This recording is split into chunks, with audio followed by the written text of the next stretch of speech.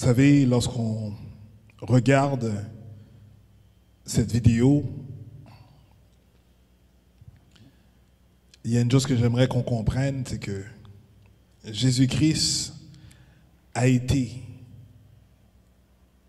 et il s'est livré dans le but de se faire sacrifier pour l'humanité. Mais ce qu'on ne voit pas dans l'histoire, c'est depuis le vendredi, lorsqu'il a fini de souper avec ses disciples, il y a eu plusieurs opportunités pour qu'il puisse dire non, je ne veux pas y aller jusqu'au bout. On est venu l'arrêter, on l'a craché dessus, on a tout fait. On l'a questionné, on l'a donné l'opportunité qu'il puisse lui-même s'en défaire. Mais il a décidé d'aller jusqu'au bout, pour vous et pour moi. Et ça, c'est quelque chose d'extraordinaire. Et tantôt, Pasteur Danleu a mentionné qu'il l'a pas fait pour une catégorie de personnes, mais il l'a fait pour tout le monde. Quel que soit où est-ce que tu es dans ta vie aujourd'hui, Christ est mort pour toi. Et on se doit de se rappeler de cela. Et lorsqu'il a dit, l'apôtre Paul a dit dans sa parole, de se rappeler, pour se rappeler de qu'est-ce que Jésus-Christ a fait. Très souvent, on se rappelle seulement de la crucifixion parce qu'elle a une grande importance dans le christianisme. Mais il y a également le troisième jour, où est-ce qu'on a entendu, on a lu, et l'histoire le raconte par rapport à la résurrection. Donc on ne se rappelle pas seulement de la mort de Christ, mais également de sa résurrection.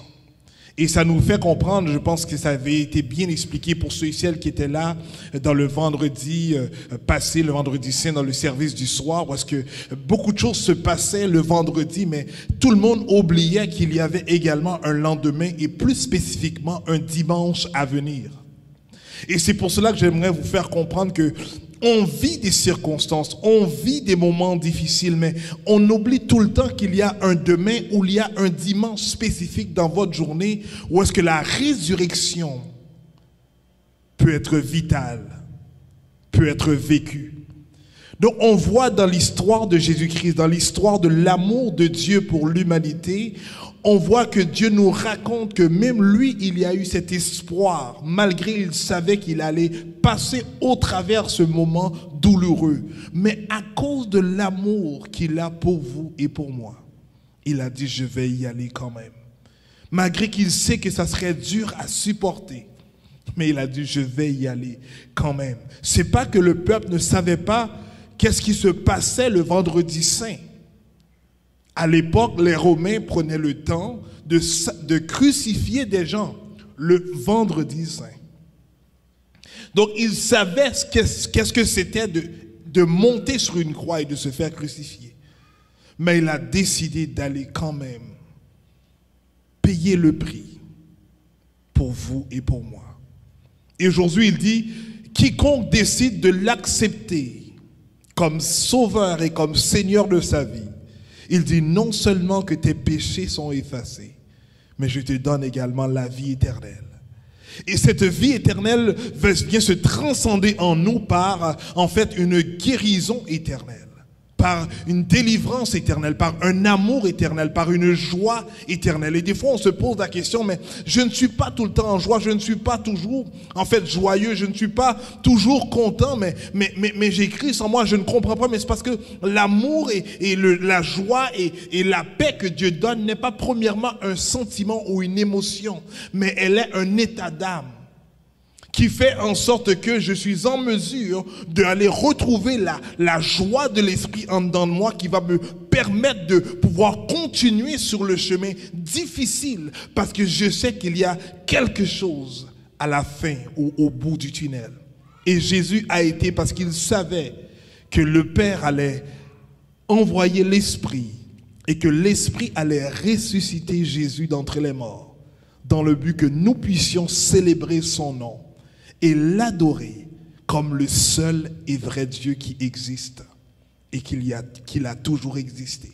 Donc aujourd'hui, j'aimerais vraiment qu'on commémore cela, qu'on se rappelle cela, mais pas seulement pendant la fin de semaine pascale ou bien lorsqu'on sait que la Pâque va venir, mais qu'on puisse se rappeler à chaque jour, qu'on puisse expliquer à nos enfants que la Pâque n'a rien à voir avec le chocolat ou le lapin de Pâques, mais ça a à voir avec Jésus-Christ, Dieu fait chair. Et qu'on puisse l'expliquer qu'il a décidé de passer au travers de tout ça dans le but que nous puissions pas aller à l'enfer éternel, mais que nous puissions aller avec lui et vivre avec lui dans l'éternité bénie. Donc aujourd'hui, nous avons une grande responsabilité. Quelle est cette responsabilité? C'est de partager ce message de Jésus-Christ. De le partager avec vos proches, avec ceux que vous ne connaissez pas, de les faire savoir qu'il y a un Jésus qui vous aime. Il y a un Fils de Dieu qui est venu pour manifester cet amour pour l'humanité entière, afin que nous puissions nous réjouir de cette bonne nouvelle. Et beaucoup de fois, on a tendance à ne pas, et même moi, je suis le premier, parce que je me demande, est-ce que la personne va accepter le message, est-ce que la personne va changer, est-ce que la personne va vouloir, mais très souvent, on oublie que notre responsabilité, c'est de partager le message. Et la responsabilité du Saint-Esprit, c'est de convaincre les cœurs. Donc, prenons notre responsabilité de le partager. De le partager et de le partager. Et faites confiance au Saint-Esprit afin qu'il puisse convaincre les cœurs. Et que ceux qui vont l'accepter sont premièrement ceux qui ont entendu son appel. J'aimerais vraiment aujourd'hui, cette fin de semaine, qu'on puisse se réjouir de cette résurrection, se réjouir de ce que Jésus-Christ a fait pour nous. Et qu'on puisse non seulement nous réjouir, nous personnellement, ou bien en famille, ou bien en communauté, mais également de le partager aux autres. De se dire, cette semaine, c'est une fin de semaine merveilleuse. Parce que la Pâque, c'est la raison même de l'amour de Dieu pour l'humanité. Donc j'aimerais vraiment savoir s'il y a des personnes qui m'écoutent en ligne, et peut-être qu'ils n'ont pas accepté Jésus-Christ dans leur vie aujourd'hui, ou ils ne l'ont pas fait dans le passé, ou peut-être même qu'ils l'ont fait, mais à un moment donné dans le parcours, ils ont décidé tout simplement d'abandonner ou de lâcher par rapport à quoi que ce soit. Vous savez, la Bible nous fait savoir que Dieu est mort pour nous, même lorsque nous étions encore des pécheurs. Donc il veut nous faire comprendre que son amour pour nous, son amour pour l'humanité n'a pas de condition. Il t'aime hier comme qu'il t'aime aujourd'hui et comme qu'il t'aimera demain. Et c'est pour cela qu'il fait savoir que dans n'importe quoi que tu te trouves, tout simplement abandonne et viens à lui. Et accroche-toi à lui. Et ça peut arriver que tu vas tomber encore dans le chemin. Mais il te dit tout simplement, relève-toi et continue dans le chemin. Et aie confiance en moi. Je vais vous encourager aujourd'hui, s'il y a des gens ici dans l'assemblée qui n'ont peut-être pas accepté Jésus-Christ comme sauveur de leur vie, comme Seigneur de leur vie, de le faire aujourd'hui même. Dans cette fin de semaine si merveilleuse, lorsque nous célébrons en fait la résurrection de Jésus-Christ, lorsque nous célébrons la raison même que Jésus-Christ est venu, c'était de venir emmener son royaume sur terre, et il a laissé dans la main en fait de son corps, dans la main de l'Église, afin qu'il puisse annoncer et faire avancer la volonté du Père, la volonté de Jésus. Et si vous voulez faire ce choix, il n'est pas difficile, c'est pas compliqué, c'est tout simplement vouloir l'accepter. La Bible dit que si tu crois de ton cœur et que tu confesses de ta bouche qu'il est Seigneur et Sauveur, il dit aujourd'hui même le salut est venu chez toi. Aujourd'hui même tu as cette vie éternelle. Aujourd'hui même tu fais partie de sa famille. Et aujourd'hui j'aimerais que vous donniez cette opportunité de le faire. Et si vous voulez le faire, tout simplement fermez les yeux et tout simplement répétez après moi, dit: je crois aujourd'hui que Jésus-Christ est le Fils de Dieu, qu'il a donné sa vie sur la croix. Son sang a coulé pour nettoyer mes péchés. Et mes péchés passés, présents et futurs sont effacés. Et aujourd'hui même, je reçois cette vie éternelle qu'il me donne. cette liberté qu'il me donne. Dans le nom de Jésus, je prie. Amen. Et si vous avez fait cette prière, je vous fais savoir et ayez confiance que vous avez la vie éternelle. Il n'y a rien de mystique, il n'y a rien de magique là-dedans. Tout simplement, nous formulons, nous disons tout simplement qu'est-ce que Jésus-Christ nous demande de faire lorsqu'on veut l'accepter. Et si vous avez fait cette prière de tout cœur, je vous assure que vous avez la vie éternelle et que vous êtes une personne nouvelle. Vous êtes une nouvelle créature en Dieu. Et il va faire en sorte qu'il puisse maintenant t'aider à avancer vers l'avant. Et par rapport à cette nouvelle créature, il est très important que tu ne peux pas savoir comment fonctionner, quoi faire. Si tu ne lis pas ta parole, si tu n'es pas branché à l'étude de la parole de Dieu, je vous encourage à lire la Bible. Si vous n'en avez pas, faites-nous savoir, on le dit tout le temps, de nous faire savoir si vous n'avez pas de Bible et si vous avez accepté Jésus-Christ comme sauveur personnel, dans le but qu'on puisse maintenant vous aider et vous accompagner dans cette nouvelle naissance que vous avez reçue aujourd'hui. Et le Père et le Fils et le Saint-Esprit et les anges qui sont en train de célébrer en haut pour ce que tu as fait en ce moment même. Et j'aimerais tout simplement terminer ce dimanche-là pour dire merci à tous ceux, je sais qu'il y en a qui peut-être étaient occupés, qui avaient d'autres choses, mais merci pour tous ceux et celles qui ont participé dans le service de dimanche, de vendredi passé. C'est un service extraordinaire, un service prophétique dans lequel on nous a fait comprendre que l'amour réside en Dieu. Et cet amour, Dieu a fait qu'il puisse nous donner au travers la vie de Jésus-Christ. Et lorsque nous mangeons, lorsqu'on a communion, on a mangé ce pain qui symbolise le corps de Christ. Et dans un des passages qui dit que c'est la chair de Christ et la boisson qui est le sang de Christ, qui symbolise en fait le sang de Christ. Mais Dieu va dire, si tu manges ma chair et tu bois mon sang, il dit, tu vas avoir cette vie. Donc on voit dans ce symbolisme-là, il nous fait comprendre que nous recevons la vie de Jésus-Christ parce qu'on sait que la vie se trouve dans le sang. Et lorsqu'on accepte Jésus-Christ et qu'on fait la communion, donc nous recevons cette vie qui fait en sorte que nous puissions avoir cette vie éternelle, mais également recevoir cette vie abondance. Et très souvent, on ne comprend pas lorsque Christ dit qu'on a cette vie abondance parce qu'on se dit, où est cette abondance? Mais ça, c'est pour un autre sujet de message, un autre sujet d'éducation par rapport à cela. Mais je veux vous faire comprendre que la vie que Christ vous a donnée, il l'a accompagnée avec une destinée. Et il désire que tu puisses accomplir, tu puisses terminer cette destinée. Accroche-toi à lui. Fais-le savoir quelle est ma raison d'être. Et que le Saint-Esprit puisse m'aider afin d'accomplir ce que je dois accomplir ici-bas sur terre. J'aimerais tout simplement vous annoncer encore une fois, par rapport à le dimanche 24 avril, qui est le dimanche des prémices, pour ceux et celles qui veulent participer au dîner qui va avoir lieu ici, dans le sous-sol de l'église, dans la salle de réception. Tout simplement, vous pouvez encore vous inscrire. Aujourd'hui, c'est la dernière journée. Il y a une feuille à l'arrière, à l'arrière à la réception. Tout simplement, la feuille, c'est une liste de noms de ceux et celles qui veulent y participer. Inscrivez votre nom. On demande aucun argent.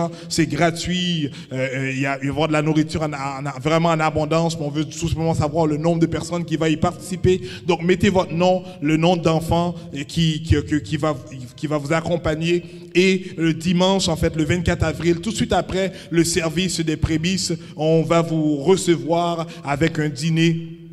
Vous êtes assis à table et on va partager vraiment, on va vraiment fraterniser ensemble à la gloire de Dieu. C'est le dernier dimanche du mois. Je vous encourage à y participer. Vraiment, on veut vous voir, également y être. Par contre, ça va se faire à partir de 1h. C'est après le service anglophone. Vous savez qu'on a un service francophone à 9h et un service anglophone qui débute à 11h. Donc, c'est à partir de 1h qu'on va recevoir les gens qui vont venir vraiment pour manger à la gloire de Dieu. Tout simplement pour vous dire également par rapport à l'offrande des prémices pour tous ceux et celles qui veulent y participer, je vous encourage à le faire. Il y a une bénédiction pour ceux qui donnent. Vous savez, l'une des meilleures manières d'honorer Dieu, fait, on dit l'une des meilleures manières, une des manières qu'on peut honorer Dieu, c'est vraiment avec notre offrande. Une offrande, c'est un symbolisme d'obéissance à la parole de Dieu, une obéissance à Dieu. Vous savez, j'avais expliqué la dernière fois, lorsqu'on va voir un roi, il y a personne qui va voir un roi qui n'emmène pas un présent. Et c'est pour ça que David va nous faire savoir que je ne viens pas dans la maison de Dieu les mains vides. Vous savez, c'est dans ce contexte-là, il y a beaucoup de principes qu'on peut lire dans la Bible par rapport à cela. Et je vais venir en fait et vous expliquer, parce que très souvent, la semaine passée, on dit très souvent, on dit ce qu'on fait, on dit ce qu'on veut. Donc, on demande de donner l'offrande, de participer, etc. On dit qu'on fait plein de choses, mais on ne détaille pas ce qu'on fait. Et j'aimerais vraiment changer cela. Vraiment, c'est par une prise de conscience que je dis, tu sais quoi, les semaines suivantes, je vais venir et je vais étaler un peu qu'est-ce qu'on fait avec les finances ici, pour que les gens puissent savoir, lorsque vous contribuez, où est-ce que cet argent-là va. Qu'est-ce qu'elle fait par rapport à cela? Donc, c'est vraiment dans ce contexte-là que je pense que c'est bon d'être transparent, bien que nous faisons une assemblée générale une fois par année qui se fait habituellement au mois de juin. Mais par contre, c'est bon, je pense, à les gens de savoir qu'est-ce qu'on fait avec les finances de l'Église, les fonds qui rentrent, comment qu'on aide les différents ministères, comment qu'on aide ceux qui sont dans le besoin, comment qu'on aide des milliers de personnes ici à la Chine, etc. C'est bon d'être au courant par rapport à qu'est-ce qu'on fait avec les finances, afin que nous puissions savoir où est-ce que l'argent va, qu'est-ce que l'argent fait, dans le nom de Jésus. Amen. Donc vraiment, on vous attend le 24, c'est vraiment cette célébration de prémices. Si vous voulez participer au dîner, inscrivez vos noms à l'arrière. Vous savez, ici, il y a plusieurs manières de donner, de contribuer. Vous pouvez le faire directement, soit dans le site internet de l'église. Vous pouvez aller au site internet de l'église, le www.centreresurrection.com. Vous pouvez le faire également en téléchargeant une application dans votre appareil électronique. C'est Resurrection Center qui a une manière de donner de manière récurrente. Pour moi, c'est la manière dont j'ai choisi de le faire. C'est plus facile pour moi. Vous pouvez également le faire si vous textez le numéro au numéro 77977 CR donné, et ça vous envoie un hyperlien dans laquelle vous pouvez cliquer et ça vous donne l'instruction comment également contribuer ou le faire en présentiel ici ou venir pendant la semaine. Il y a différentes manières de le faire si vous voulez contribuer ici à l'église. Une église qui donne la capacité à tout le monde d'aimer, de connecter et de servir. Et l'une des choses que j'aimerais vraiment dire ici au centre de résurrection, pour vraiment cette année, l'objectif, si tout le monde dit, mais c'est quoi l'objectif ici de cette année? Moi, j'aurais aimé que chaque personne ou bien que chaque famille ici puisse maintenant emmener au moins une personne à la conversion.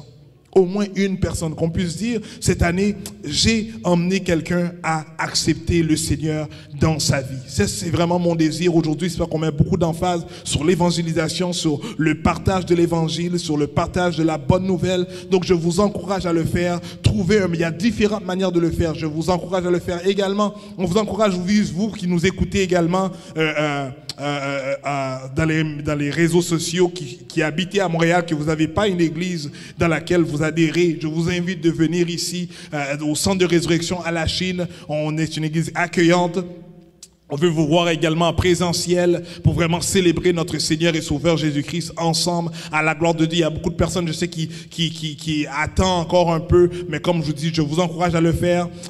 C'est bon, la Bible dit c'est bon que des frères et des sœurs de demeurer ensemble. C'est pas la même chose qu'on le fait à distance. Et on vit cela un peu au niveau de l'éducation chrétienne le mercredi lorsqu'on donne la formation. Mais on croit que Dieu est vivant. Notre Dieu est capable. On s'adapte et on veut continuer à faire le ministère à la gloire de Dieu. Donc je vais vous dire à chaque personne qui est ici et ceux qui nous écoutent en ligne, ceux qui nous écoutent également sur KI TV en Europe, etc. Je vous dis merci de vous brancher à nous. Merci d'avoir écouté, d'avoir participé. On vous aime au plus profond de notre cœur dans le nom de Jésus-Christ. On souhaite vraiment que chez vous, que la bénédiction puisse découler, que Dieu, le Saint-Esprit puisse vous aider, vous donner vraiment des idées, initiatives, des manières de faire, comment changer, comment transformer la vie, comment que les enfants puissent développer et puissent vraiment s'élargir à tous les niveaux. Vous savez, la Bible dit qu'on puisse prospérer comme prospère l'état de notre âme. Donc, plus que nous prospérons, plus que nous sommes branchés en Christ, Christ,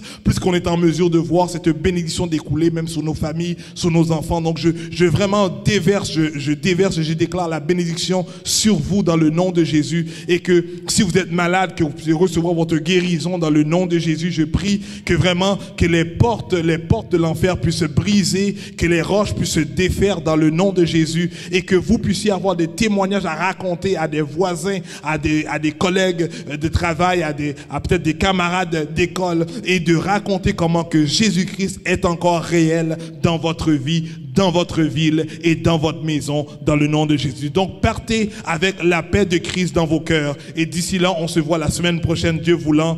Branchez-vous chaque mercredi pour l'étude biblique à partir de 19h, à partir de 7h du soir. Et on vous aime, on vous apprécie. On est une église qui donne la capacité à tout le monde d'aimer, de connecter et de servir.